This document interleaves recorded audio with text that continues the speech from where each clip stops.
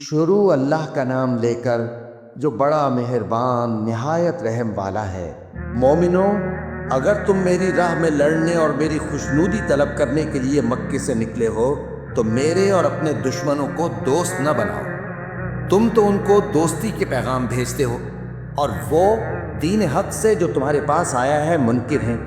اور اس وجہ سے کہ تم اپنے پروردگار یعنی اللہ تعالیٰ پر ایمان لائے ہو، پیغمبر صلی اللہ علیہ وآلہ وسلم کو اور تم کو جلا وطن کرتے ہیں۔ تم ان کی طرف پوشیدہ دوستی کے پیغام بھیجتے ہو، اور جو کچھ تم مخفی طور پر اور جو علل اعلان کرتے ہو وہ مجھے معلوم ہے، اور جو کوئی تم میں سے ایسا کرے گا وہ سیدھے رستے سے بھٹک گیا۔ اگر یہ کافر تم پر قدرت پالیں تو تمہارے دشمن ہو جائیں، اور ایذا کے لیے تم پر ہاتھ بھی چلائیں اور زبانیں بھی، اور یہ چاہتے ہیں کہ تم کسی طرح کافر ہو جاؤ۔ قیامت کے دن نہ تمہارے رشتے ناتے کام آئیں گے اور نہ اولاد۔ اس روز وہی تم میں فیصلہ کرے گا، اور جو کچھ تم کرتے ہو اللہ اس کو دیکھتا ہے۔ مسلمانوں، تمہیں ابراہیم اور ان کے رفقا کی نیک سیرت کو اپنانا ضروری ہے۔ جب انہوں نے اپنی قوم کے لوگوں سے کہا کہ ہم تم سے اور ان بتوں سے جن کو تم اللہ کے سوا پوجتے ہو بے تعلق ہیں، ہم تمہارے معبودوں کے کبھی قائل نہیں ہو سکتے، اور جب تک تم ایک اللہ پر ایمان نہ لاؤ ہم میں تم میں ہمیشہ کھلم کھلا عداوت اور دشمنی رہے گی۔ ہاں، ابراہیم نے اپنے باپ سے یہ ضرور کہا تھا کہ میں آپ کے لیے مغفرت مانگوں گا، اور میں اللہ کے سامنے آپ کے بارے میں کسی چیز کا کچھ اختیار نہیں رکھتا۔ اے ہمارے پروردگار،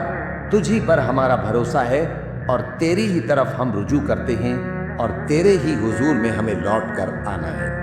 اے ہمارے پروردگار، ہم کو کافروں کے ذریعے فتنے میں نہ ڈالنا، اور اے ہمارے پروردگار ہمیں معاف فرما،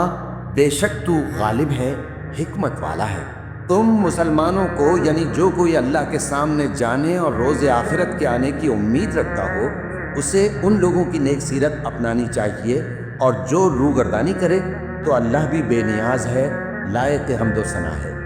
عجب نہیں کہ اللہ تم میں اور ان لوگوں میں جن سے تم دشمنی رکھتے ہو دوستی پیدا کر دے، اور اللہ قادر ہے اور اللہ بخشنے والا ہے، مہربان ہے۔ جن لوگوں نے تم سے دین کے بارے میں جنگ نہیں کی اور نہ تم کو تمہارے گھروں سے نکالا، ان کے ساتھ بھلائی اور انصاف کا سلوک کرنے سے اللہ تم کو منع نہیں کرتا۔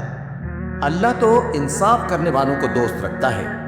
اللہ انہی لوگوں کے ساتھ تم کو دوستی کرنے سے منع کرتا ہے جنہوں نے تم سے دین کے بارے میں لڑائی کی اور تم کو تمہارے گھروں سے نکالا اور تمہارے نکالنے میں اوروں کی مدد کی۔ تو جو لوگ ایسوں سے دوستی کریں گے وہی ظالم ہیں۔ مومنوں، جب تمہارے پاس مومن عورتیں وطن چھوڑ کر آئیں تو ان کی آزمائش کر لو، اور اللہ تو ان کے ایمان کو خوب جانتا ہے۔ سو اگر تم کو معلوم ہو کہ وہ مومن ہیں تو ان کو کفار کے پاس واپس نہ بھیجو، کہ نہ یہ ان کو حلال ہیں اور نہ وہ ان کو حلال ہیں، اور جو کچھ انہوں نے ان پر خرچ کیا ہو وہ ان کو دے دو،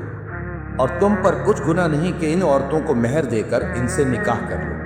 اور کافر عورتوں کے ساتھ تعلقات نکاح باقی نہ رکھو، یعنی انہیں کفار کو واپس دے دو،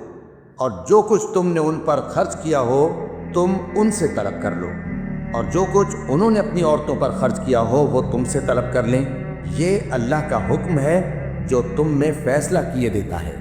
اور اللہ جاننے والا ہے، حکمت والا ہے۔ اور اگر تمہاری بیویوں میں سے کوئی تمہارے ہاتھ سے نکل کر کافروں کے پاس چلی جائے اور اس کا مہر وصول نہ ہوا ہو،